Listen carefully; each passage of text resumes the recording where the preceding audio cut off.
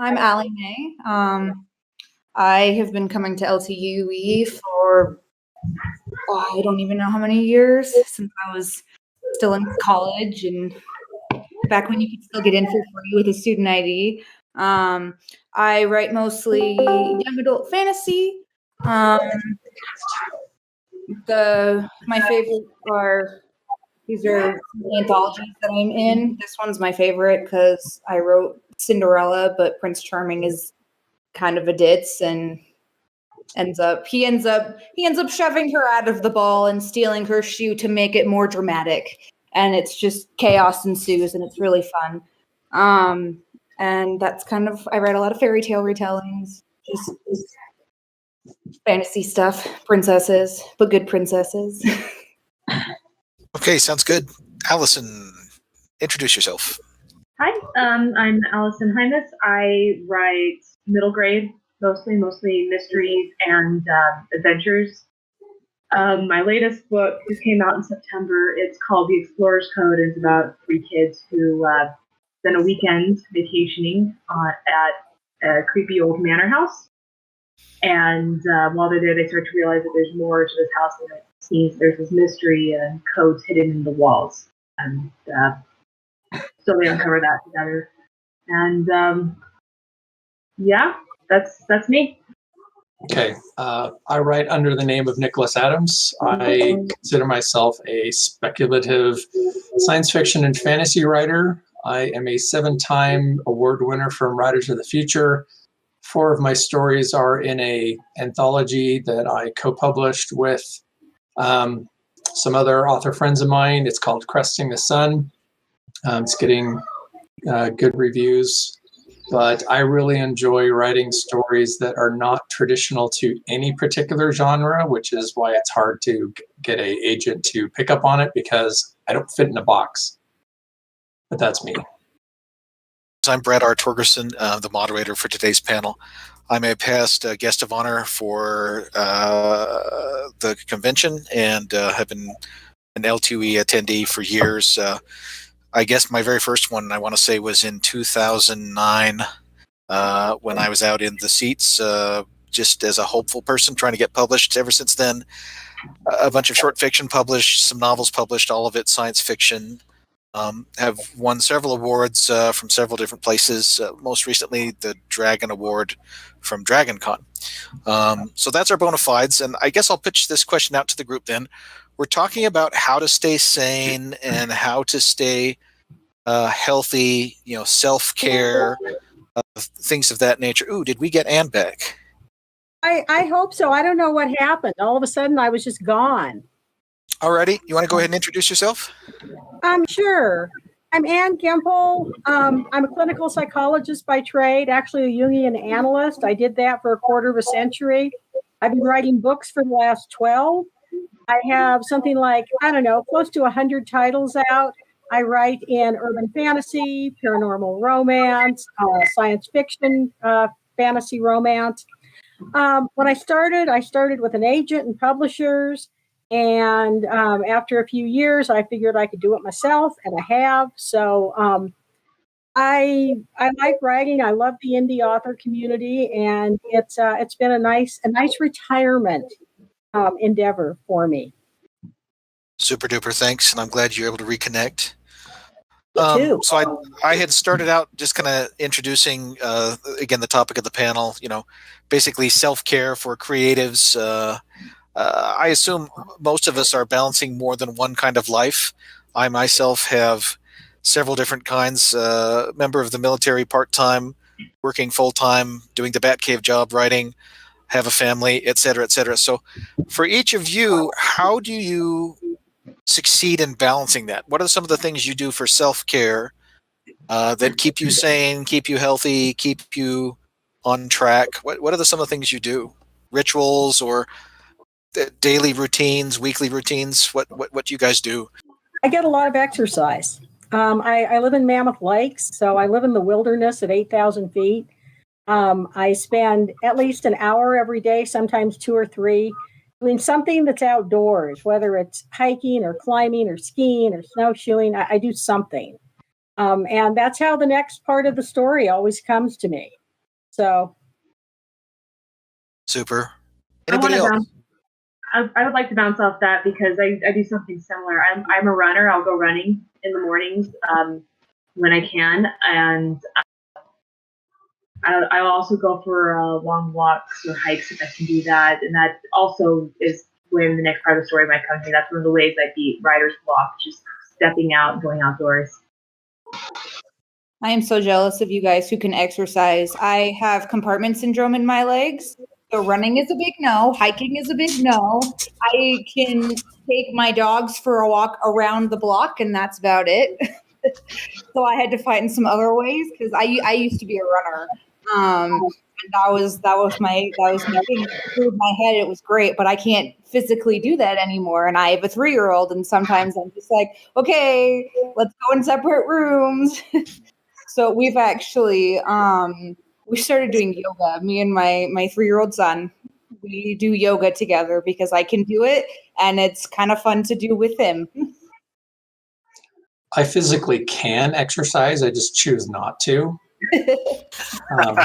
But Points for honesty. Me, yeah, for me, I actually have to have a very it's a fairly rigid schedule where I have to carve out certain parts of each day for activities because balancing, trying to get some writing in. I have my day job to do. I have family obligations, and I just have to say, this is my time to write, and that's all I get on a daily or weekly. So it's about scheduling for me. Right. I think for me, I'm in the same boat. I definitely have to compartmentalize my life because I agree. Unless I build in the time to tackle the writing, it just doesn't happen because everything else crowds in around it and pushes it away. I know some of the things I've kind of forced myself to have to do that are kind of mental health is definitely the walking. Of course, being in the military, I have to keep up my physical regimen to a certain extent anyway, but I really do enjoy the power walking. It helps me clear my head, especially this past year with how sedentary we've all been forced to be with COVID. I feel like that's been really important because sometimes I will realize I've been in this damn chair for 10 hours between civilian job and doing stuff military, and then suddenly I've got to take care of writing. And as my wife will say, she'll come down and say, you need to get up and go for a walk, and I say, you're right. And I stand up and I go. One thing I wanted to ask the group too, because I'm really curious to know how each of you have dealt with this. What, in your experience, does burnout feel like? Because I've asked different creatives over the years because everybody hits this at some point. You hit a wall, you hit a drought. What does that feel like, and how have you gotten out of it? What do you guys do, or what have you done to kind of push yourself out of it and get back to work? Well, a few years ago, I remember it. Go ahead, Ann. no, that's okay. I'll go after you. Give me a chance to organize my thoughts better. A few years ago, I remember attending a session for LTUE, and it was about creative energy. And something the presenter said that really resonated with me was that we all have a certain reservoir of creative energy, and it is used up in daily life. So whether we're solving a math problem, or we are dealing with a troubled kid, or we're in a traffic jam, we're using our mental facility, which is why, for me, I get my best writing done in the morning when I'm fresh. And when I just get tired by the end of the day. So I'm not Brandon Sanderson, who writes like 8 hours a day. I just don't have his creative reservoir. So I have to use what I've got. And when I'm tapped, I just have to walk away and just say, okay, that's what I got done today. And it's just going to have to do. And otherwise I will get burned out. One of the curses, if you will, of being an indie And, I think also being trad, because trad authors now have to do a whole lot of things that the trad publishers used to do and shunted them over to the authors. So there's always something. And if you let yourself dwell on it, if I let myself dwell on it, I'm always coming up short somewhere. I didn't get a box set put together.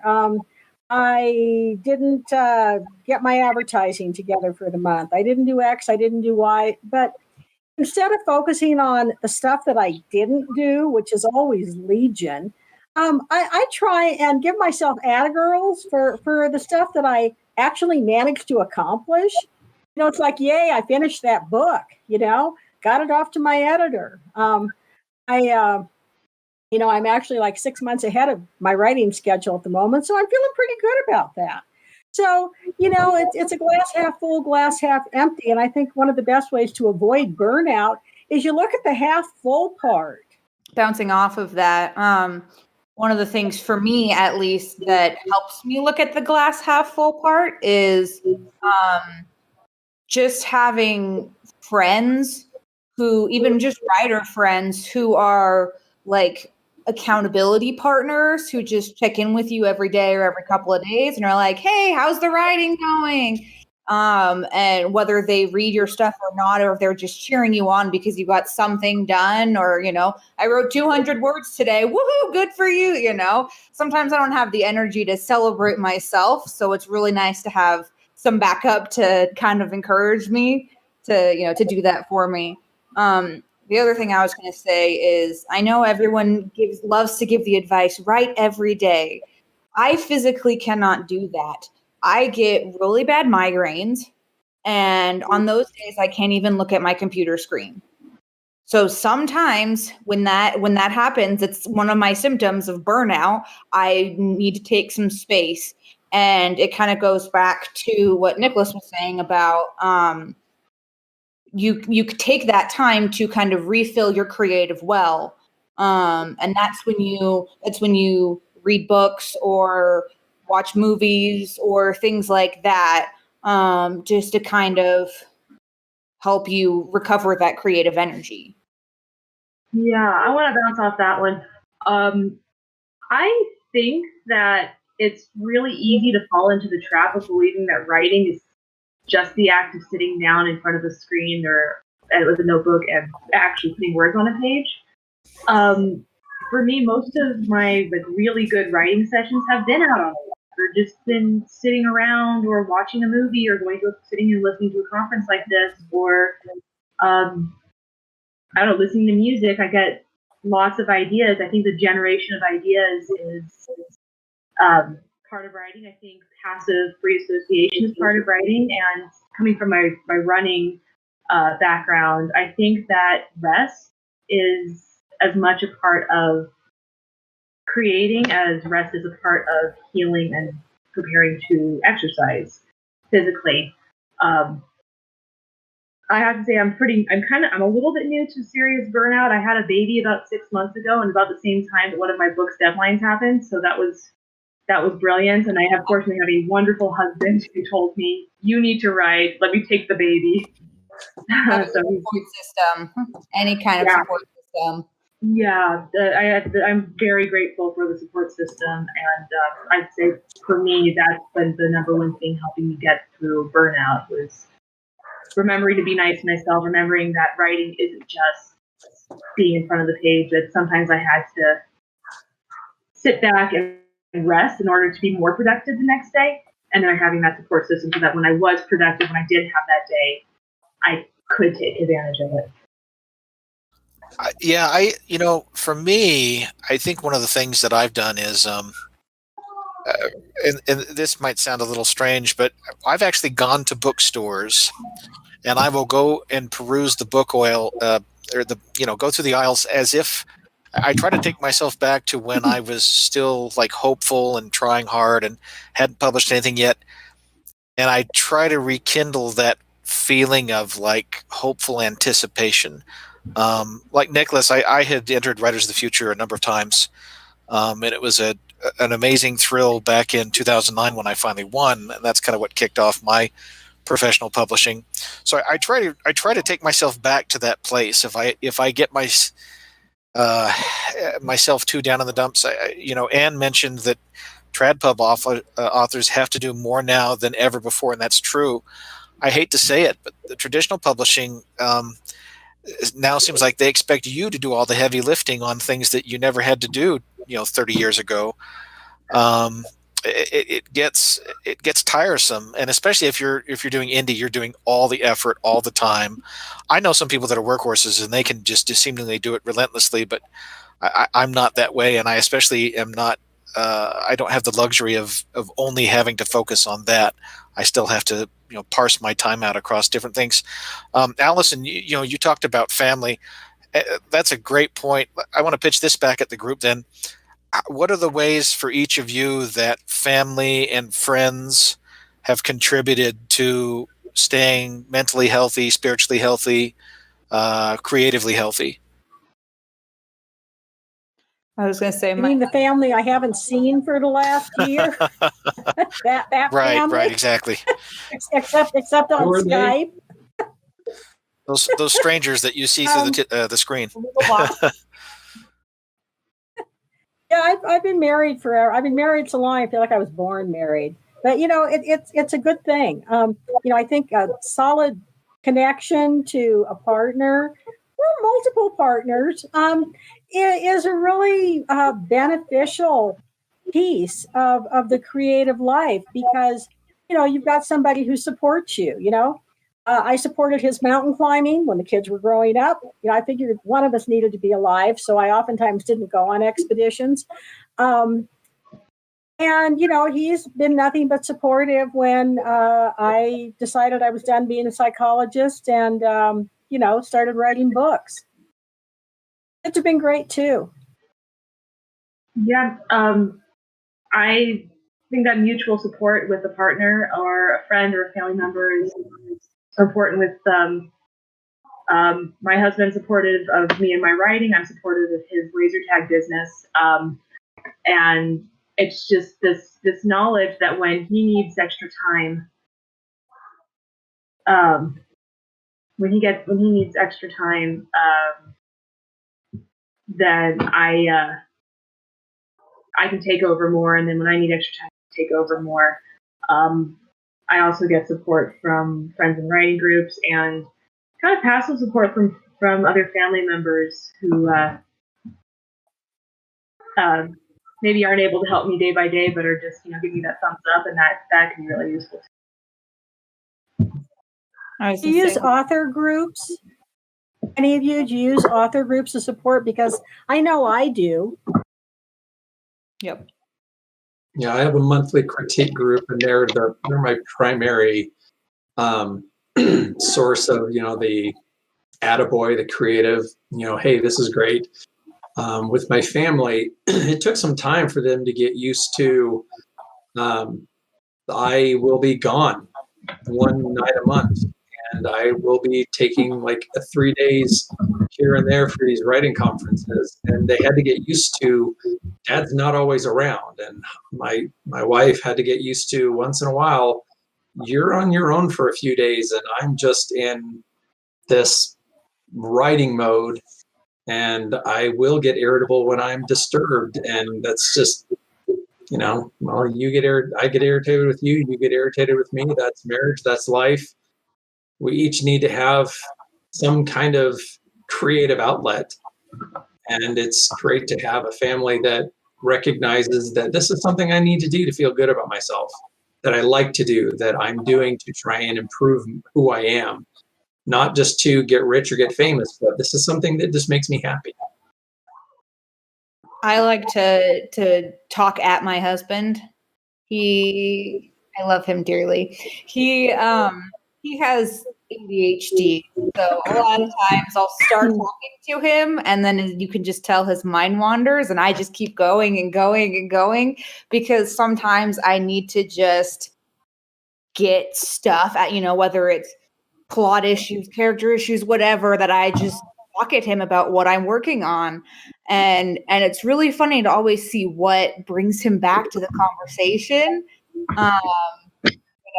To kind of figure that out. And now it's even more fun because now my 3-year-old likes to join in and he goes, "What's next? What happens? Then what happens?" He's really into storytelling right now. So that's kind of a fun way for me to just kind of get out of my own head. And he, then I ask him, I'm like, "Oh, what do you think should happen next?" And he's like, "Well, they should get on a bus and they should go, and it never has anything to do with, what I'm actually writing, but it's kind of fun.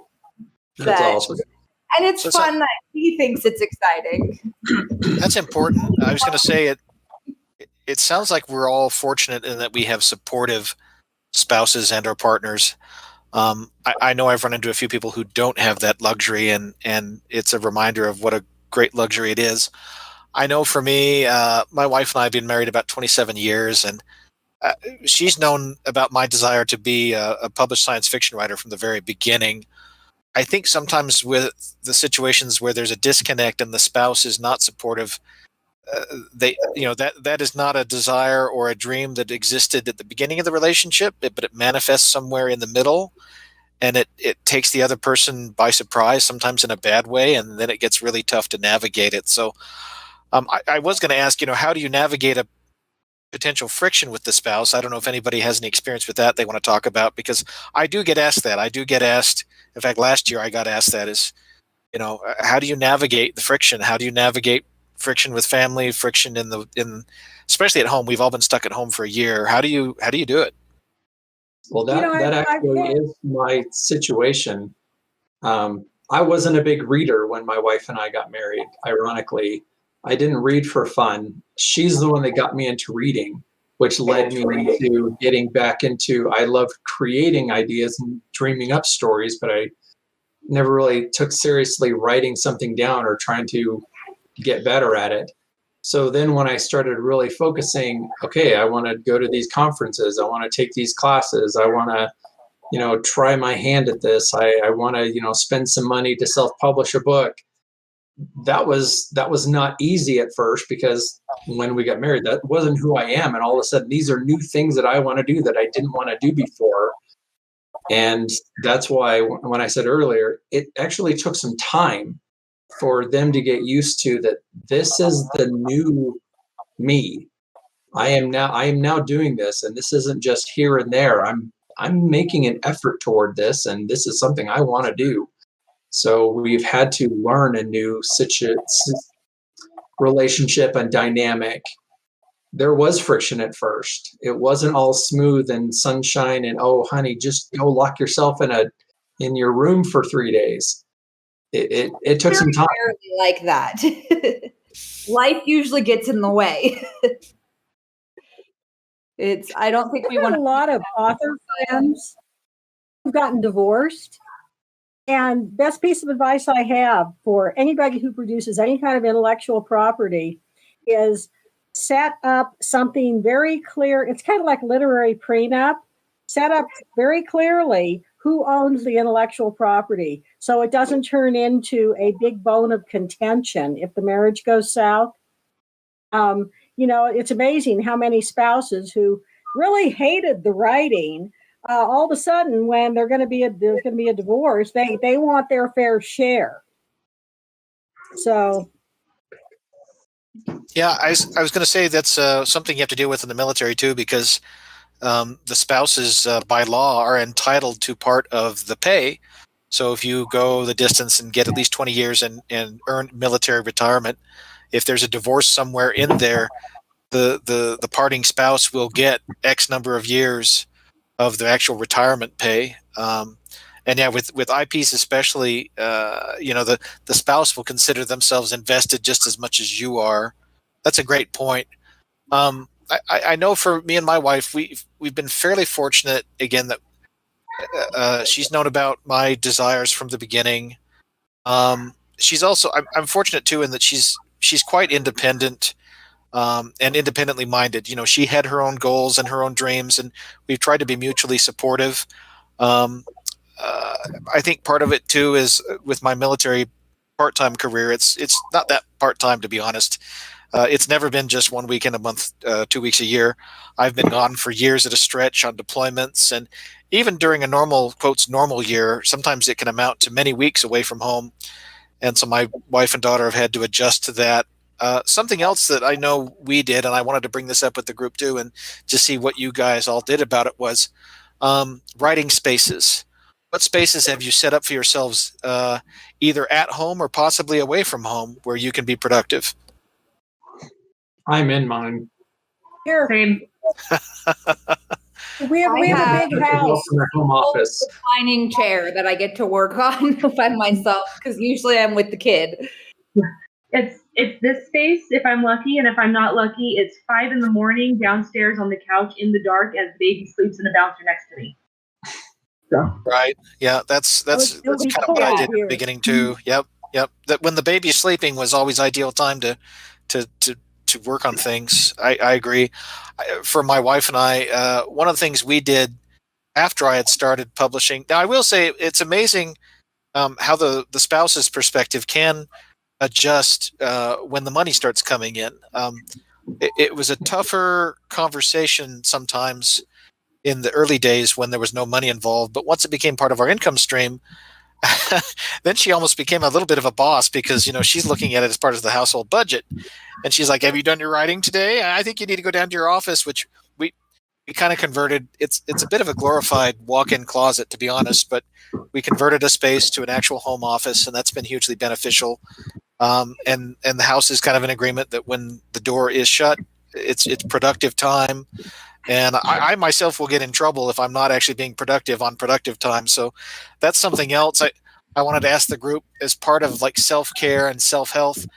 How much do you guys, or do you monitor and or throttle your like social media, digital interactivity?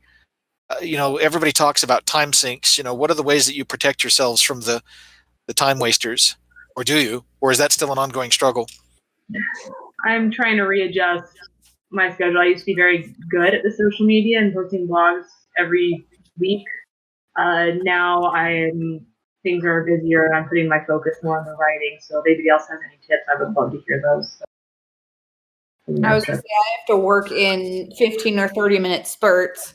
And right now we actually have a timer going every 30 minutes because my son is potty training. So every 30 minutes, I have to put it down, take him, and then I get I get 5 minutes or whatever to sit on my phone and take a little break and scroll through whatever. But, you got to kind of be strict on that. I think I froze again. We can hear you still. Yeah. I'm old, and I really didn't like social media very much. I always had a web presence for my psychology practice. So when I started writing, one of the demons that I battled was, having to promote myself on social media. I went from a profession where if you do a good job, you're invisible, to a fishbowl. And it wasn't an easy transition. And I did a lot of kicking and screaming and grousing and bitching. But then I started to see some advantages to social media. And I built a newsletter. I started it, 7 or 8 years ago. I love my newsletter family. It's like 50,000 strong. And they've been with me every step of the way. I send a newsletter out twice a month, rain or shine. And it's like I've embraced something that at one point was anathema to me. I think for me, I'm not very good at it with social media. What I've had to do is a little bit silly, but I bought a lava lamp of all things, and I deliberately had it perched on my desk. This is before the last deployment. I've got a different lamp now. It's a cool light up Starship Enterprise that my wife got for me. But when that thing's on, that is my mental signal to myself that, okay, it's time to work. And it's specifically time to work on writing. I don't keep that thing on for day job nor military, but when I need my brain to switch gears and focus strictly on the plot, the story, the outline, whatever it is I need to do, I flip that thing on, and I think it's helped me quite a bit. something else I wanted to ask the group as well. We talked about the changing publishing landscape and how things are different. For each of your experiences, how much has that fluctuation in the market affected your morale for the project? I myself consider myself somewhat old-fashioned in that I came of age when the old paperbacks, the airport paperbacks, were still in vogue, and I caught the writing bug at a time when that was still the norm. It's completely different now, and it continues to shift. And so, how does that affect your guys' morale? And how do you feel about all that, the shifting of the industry? I love it. I love the opportunity. I sell a lot of paperbacks. One of my back burner projects is putting more of my paperbacks in large print format because they sell like hotcakes to libraries. I go through Ingram to do that. All of my audio, I have some 45 of my titles are out in audio. I do that through Findaway Voices. At least for me, the more degrees of separation that I've established between my product and Amazon, the better my bottom line has been. Do I sell on Amazon? Sure. But I'm wide. I'm committed to having my intellectual property available on as many channels as humanly possible. I don't want to be stuck in KU. Never have been. Never. I mean, when I started writing, there wasn't a KU. Going along with that, I think it's amazing how easily accessible it can be for some of us now. My published stuff is short stories and anthologies. And now that ebook is such a huge thing, I have all the rights back to my short stories. And this year I'm self-publishing all of my short stories as individual ebooks. And that's just one of the goals that I've set for myself this year that I didn't think I was going to be able to do. I'd never even thought about it until one of my friends, one of the other authors in the anthologies, was like, "Hey, you should do this. Like, we just got all the rights back to the stories from this anthology." And I was like, "Really? Oh, okay." So that was kind of an exciting thing for me that ebooks have made that possible for my short stories, because you can't really sell like a paperback of a book that's only 10 pages. You could make your own anthology. It's on the list. I actually want to I didn't really think too much about like the changing mediums and everything until this year when the libraries all shut down because of COVID. I'm very much a paper book person. I love holding them. I like smelling them, filling the pages. But then the library shut down, and then I had this baby, and I couldn't hold a book and her at the same time. So like ebooks have just saved my life, and I'm really grateful for that. So I'm excited that my books are able to go into ebook and even audiobook format and be able to reach people that are that maybe don't like holding paper books or aren't able to during this time because the libraries are closed or for other reasons. So now I'm thinking about it. Now I don't know, getting more excited about it every day. And the same goes for audiobooks. I know a lot of people who don't have the time to sit down and read, but listen to audiobooks whenever they're driving in the car. So it is kind of an interesting challenge. I've got this one book, the one that I was telling you about. It's heavy in codes and ciphers, so I'm so close. Very visual elements, so now I've got to figure out, because that one's being picked up for audiobook, and I've got to figure out how to translate the visual elements to audio. So it's an interesting challenge, but yeah, I've got a lot of friends who tell me that they listen to audiobooks exclusively right now because it's just easier on their schedules. So it's going to be kind of cool. It seems to me that audio is the explosive growth, especially lately. I know a great many people who are, whether they're trad or indie, are seeing a tremendous amount of revenue through their audio that wasn't there before. But I think it's because the culture as a whole, that's how people consume their entertainment now, because they're doing something else while they're listening to the book. Usually it's something monotonous. Maybe it's driving, maybe it's air travel. Just being on airplanes recently, I had to fly back to South Carolina for some military duty, and I was struck again by the fact that almost nobody on that plane pulls out a paperback. 25 years ago, you could still count on people going to the little airport stores and buying a paperback, but now what they're doing is they're either listening to something, very often an audiobook, or they're actually, streaming something digitally. We're coming up. Let's see, 4:37. Probably we should take some questions. I don't know if the producer's still online, but do we have any questions from the crowd that we should be answering? Anybody type anything in yet? Yes, we do. SCW Korsgaard asks, any advice to working through depression? He asked how to work through depression. Yep. Okay. That probably okay. Knowing creatives, I bet there's going to be a lot of commentary on this. So take it away, gang. You got to find what works for you. Don't push yourself too hard. You know, when I hit those moments, I have to take a step back.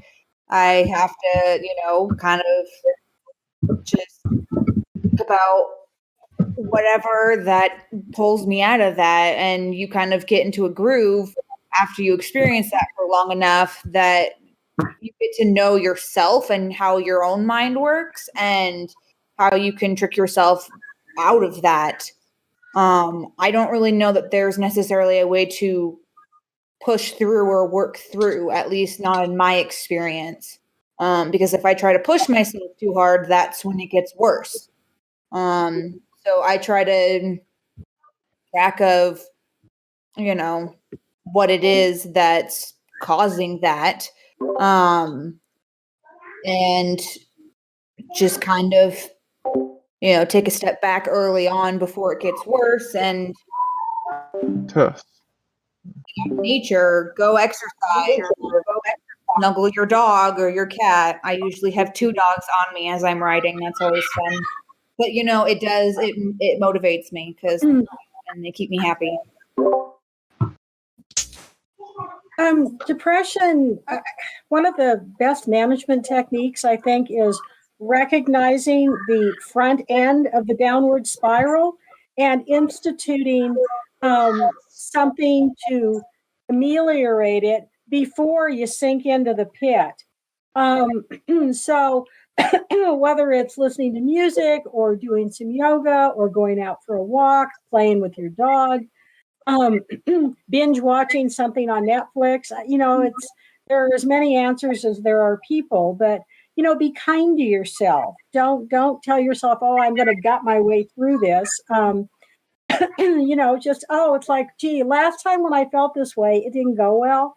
So what can I do to be good to me right now? Maybe I'll go run a hot bath.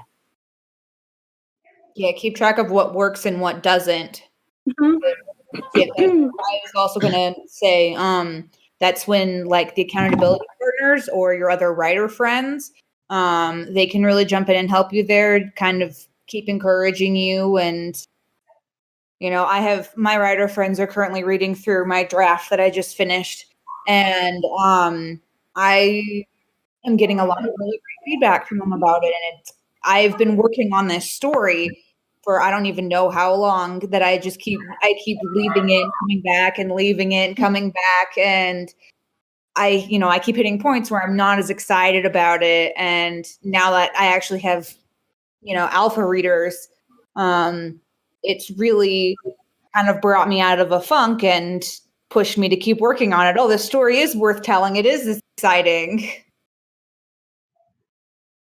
I think for me, one of the things I've encouraged people to do over the years is never be afraid to work on something new.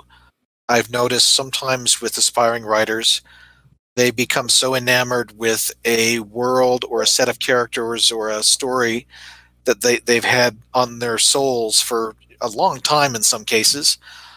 Unfortunately, I think sometimes this breeds some intense frustration if they get a lot of rejection, or if they self-publish it, maybe they don't get a lot of readers, or they don't, if you put this thing into the world and it doesn't get you the results you want, it can become very easy to get down in the dumps about it. So I've always encouraged people to don't be afraid to try something new, work on a new project. It doesn't mean abandon the old project, but put it aside. I achieved a lot of good results when I made that change about 13 or 14 years ago, because I used to do the same thing. I used to endlessly polish the same manuscripts. And one of the early conferences I went to, that was a piece of advice they put out. They said, well, go work on something totally new, and keep doing that. And it really worked for me.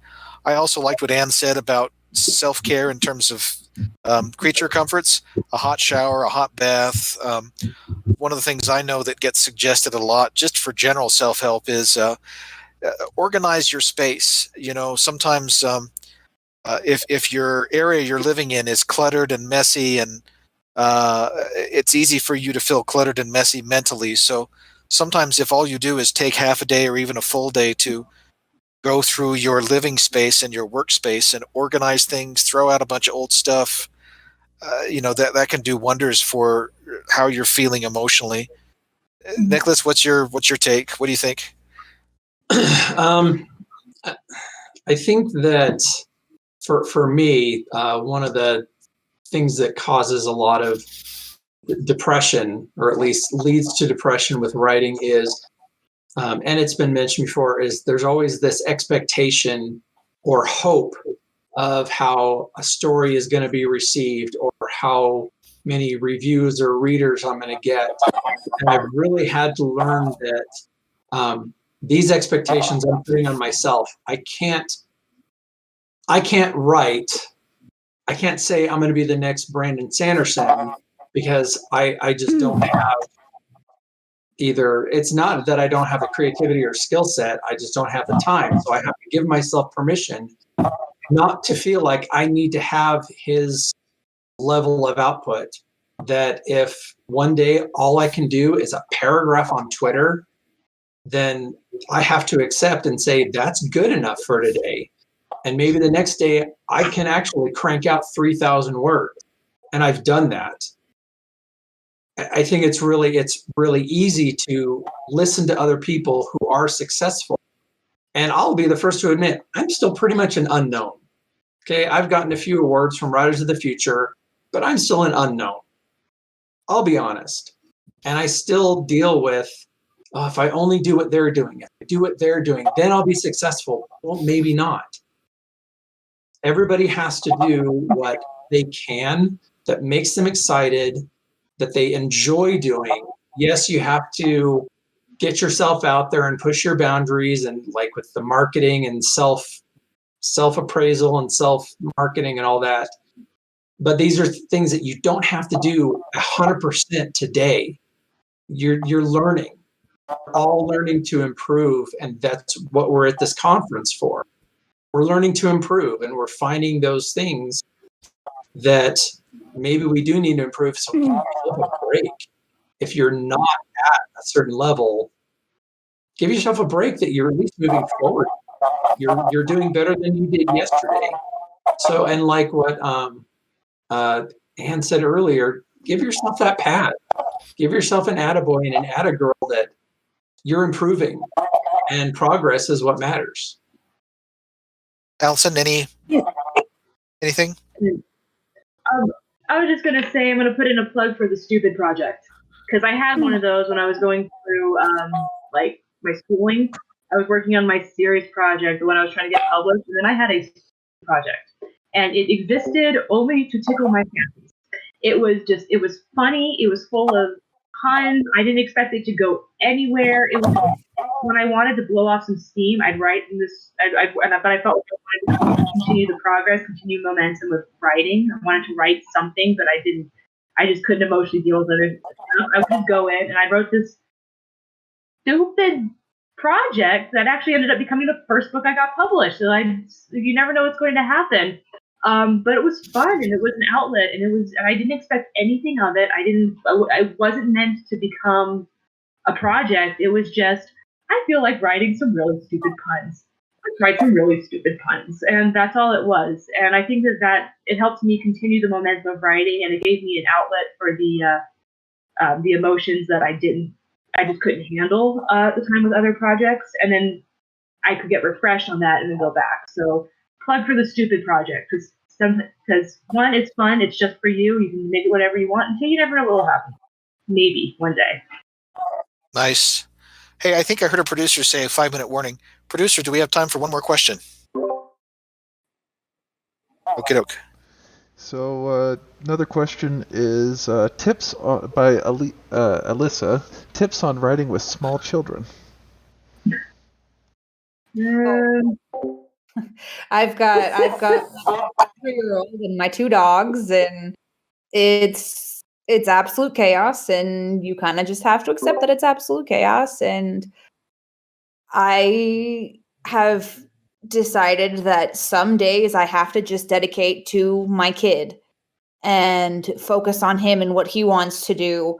And those days I can't get writing done, but I take the time to spend with him, and then he is feeling better the next day, to where maybe I can get a little bit more writing done. He likes to tell me that I'm playing work games on my computer. And you know, it's hard. It's different for everyone. It depends on your kids and you. And for me, I am not a morning person. I'm so not a morning person. And so I will oftentimes, after he goes to bed, just sit and write. And it's actually been working really well because my husband's working evenings right now. So because sometimes he would take, our kid, and then I could come up here and hide and get some work done. But now I have to wait until after my kid goes to bed. And I get like 2 solid hours just to myself. But when he was a baby, I didn't get that. I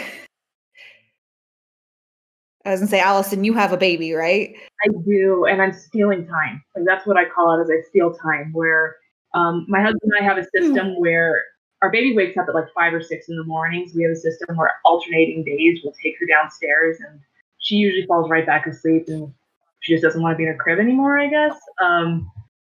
And so what will happen is, when I was on deadline, I'm currently taking a little bit of a hiatus, get ready for the next project.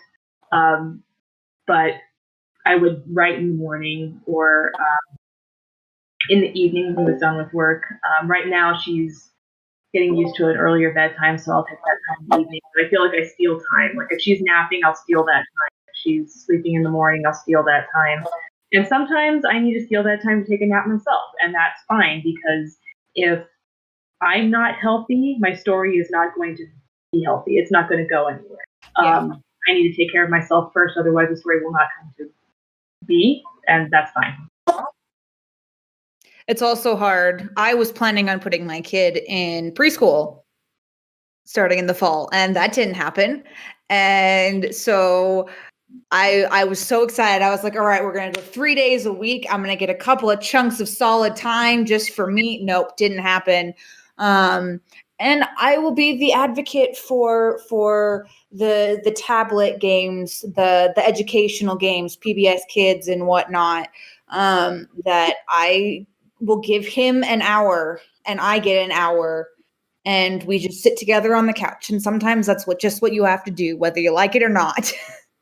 Okay, I think we're at the limit, producer. Do we have time for final closeout comments?